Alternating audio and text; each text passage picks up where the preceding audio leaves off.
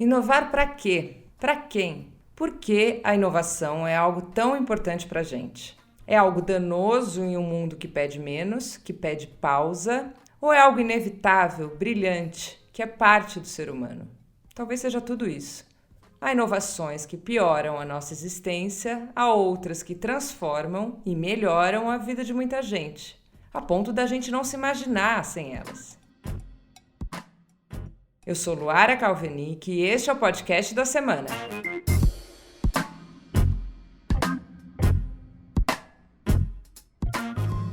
Esta semana eu te pergunto, o que é inovação?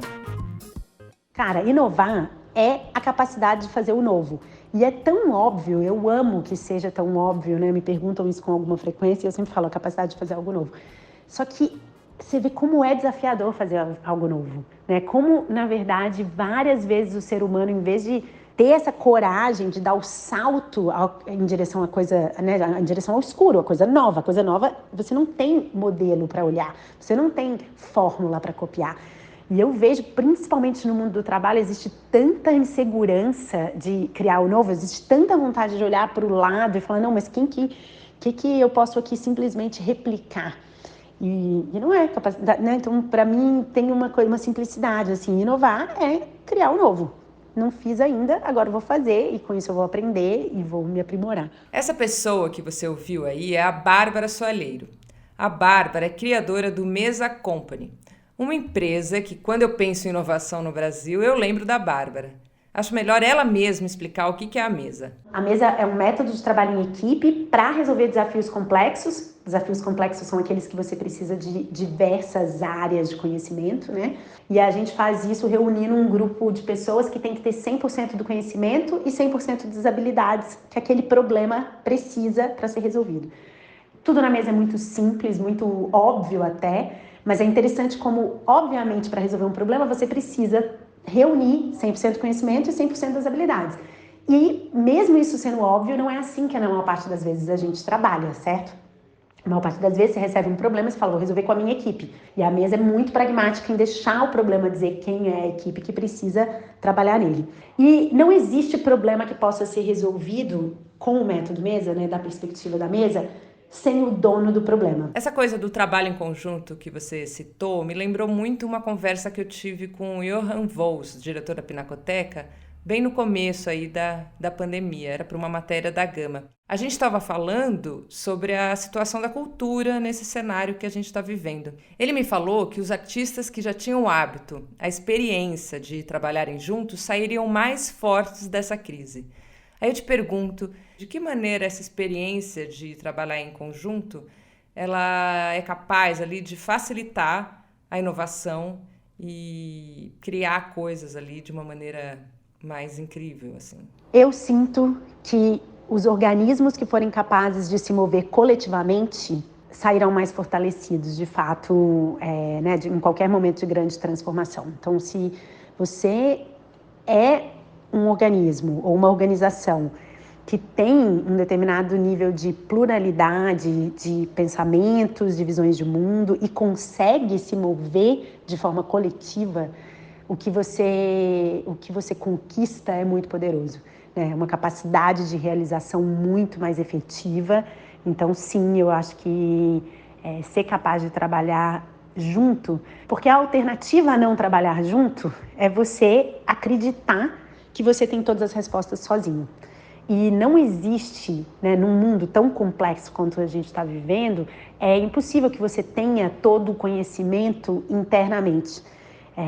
Outros conhecimentos estão sendo produzidos em outras esferas e você ser capaz de reunir esses conhecimentos e ter a humildade de dizer não tenho eu aqui sozinho todo o conhecimento é muito importante. E Bárbara, a gente deu na Gama uma entrevista com a Rita McGrath.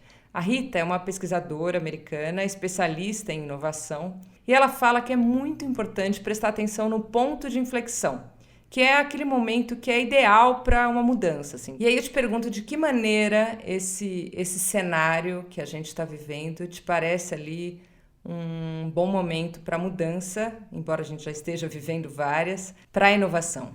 É interessante para mim essa pergunta, porque o que eu acredito é que a única constante é a mudança. Então, apesar de entender, né, que assim, coletivamente tem aí uma média e aí o ponto de inflexão quando fica impossível não mudar, a verdade é que a mudança está acontecendo ao mesmo tempo, né? Assim, ao mesmo tempo que as pessoas estão resistindo, ela está acontecendo. E, de fato, eu acho que, assim, coletivamente, como sociedade, tem uma hora que chega num ponto de inflexão. Não tem muita dúvida que uma pandemia, né, assim, um colapso estrutural global é um bom jeito de marcar esse ponto de inflexão. Mas a verdade é que a mudança é constante, né? Às vezes, por exemplo, eu tenho a sensação, quando eu estou falando sobre a mesa, eu falo muito sobre o mundo nunca mais vai mudar mais devagar. E várias vezes eu sinto que a audiência está pensando assim, não, o mundo vai acelerar e vai mudar, mas uma hora vai se estabilizar. E não vai mais estabilizar, né? Assim, a mudança é uma constante, de fato. Eu acho que a gente tem que ser capaz de operar nesse ambiente de constante transformação.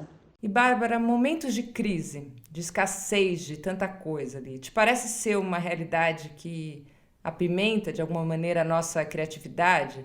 Você acha que em realidades mais áridas podem surgir mais coisas do que em um cenário de abundância? Eu me faço essa pergunta com muita frequência, né? Pensando especificamente na mesa, que é um método tão eficiente de trabalho, que foi capaz de destravar tantas coisas que dizia-se impossível do mundo do trabalho, né? E a gente concretiza e tangibiliza elas na mesa a cada edição. E eu olho e falo, cara, só podia ter nascido no Brasil, só poderia ter nascido num contexto em que você tem essa clareza de um resultado que você quer chegar, mas você não tem um processo ainda super azeitado para chegar lá. Então, a gente cria algo novo nesse contexto. Então, eu acho que sim, por isso, quando eu olho para muitos empreendimentos, muitas soluções que saem das periferias, eu vejo tanta potência. Ao mesmo tempo, eu também olho situações em que existe muita abundância, né? E penso, cara, que maravilhoso poder lidar desse jeito, poder lidar com isso. Uma das coisas que eu mais sinto hoje em dia é, assim, a gente tem uma coisa humana de querer achar a realidade, né? Qual é a coisa que define tudo. E a complexidade do mundo deixa claro que existem várias realidades, às vezes contraditórias, que coexistem. E é isso mesmo. Então, eu acho difícil hoje em dia ter fazer uma opção, sabe? Escolher entre onde há mais inovação, na abundância ou na falta. Eu acho que são tantas as variáveis que podem interferir em que eu consigo ver inovação nascendo da abundância e inovação nascendo também da falta. E puxando esse assunto desses dois lados ali coexistindo, essas empresas de serviço por aplicativo, Uber disso, Uber daquilo, elas atraem investidores e são, ou eram, né, associadas a uma inovação positiva. Mas é algo que tem se mostrado aí preocupante na medida que explora trabalhadores, né, os entregadores ganham muito mal, quebra empresas com portas abertas para a rua, muitas vezes, esse tipo de serviço ligado a aplicativos. E a gente já tem sinais aí de um interesse dos consumidores por marcas que produzam e tenham atitudes mais conscientes e sustentáveis. Aí eu te pergunto, a ideia do que é considerado realmente inovador está em transformação? Se esses símbolos da economia do compartilhamento, que depois viraram símbolos do trabalho informal, se eles são só bons ou só ruins, né? E eu não acredito que existe só isso, né? É muito mais complexo. E eu acho que o treino é um pouco esse que a gente tem que estar fazendo, né? Essa consciência de uma complexidade muito maior, um mundo que a gente está muito mais conectado. Então, todas as pessoas, né?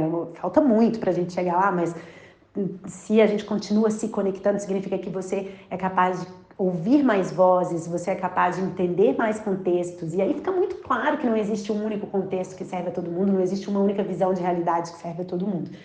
Então, para mim é um pouco isso, não é que as coisas deveriam ser assim, agora a inovação é isso, né? Acho que quando a gente começa a olhar muito para as coisas que são as tendências do momento, a gente perde um pouco o sentido das essências. E, Bárbara, uma última pergunta aqui.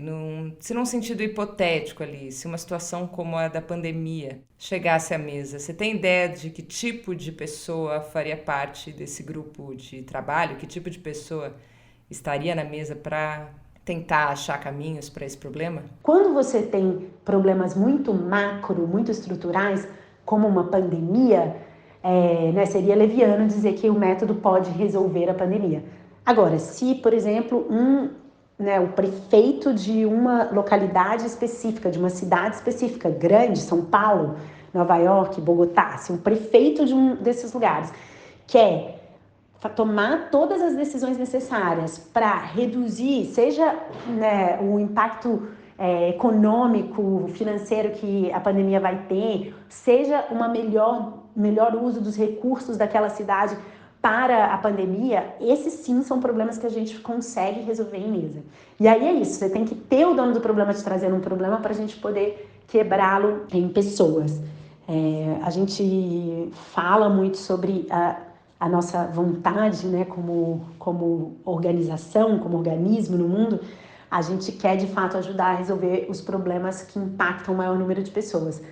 Mas nessa jornada, e acho que as pessoas que trabalham na mesa hoje, os líderes de mesa, eles são muito apaixonados pela ciência de resolver problema, né? O que leva pessoas a resolver problema? O que a gente tem aprendido muito claramente é que é preciso um dono do problema que tome a decisão inicial de vamos resolver.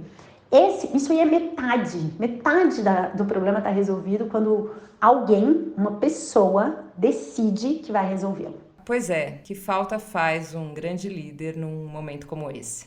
Eu termino esse podcast lembrando que toda semana a Gama prepara 5 conteúdos sobre o mesmo tema, mais esse podcast.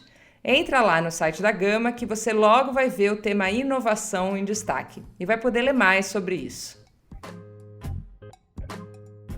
Com roteiro e apresentação de Luara Kalvenik e edição de som de Laura Kapeliushnik, este é o podcast da semana. A cada 7 dias, um tema novo para você.